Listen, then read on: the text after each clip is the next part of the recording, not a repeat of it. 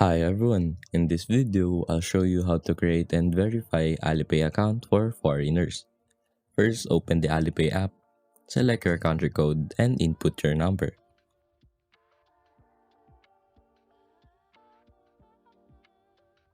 Click on next and wait for it to load up.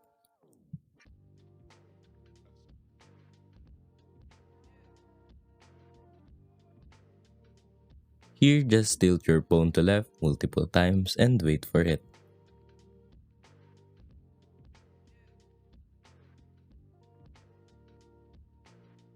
Click on agree. Now you have to put a verification code. You will see that on messages.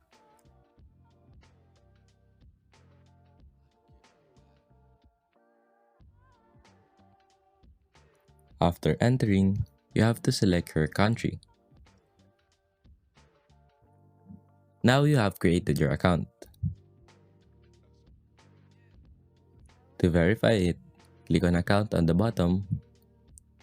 Press on setting icon on the top right. Now click on account and security. Now press identify information. Here just select your country and you have to provide an official ID like passport. Input your full name, passport ID, gender, and birth date. After inputting that information, click on submit and wait for their approval. And that's it.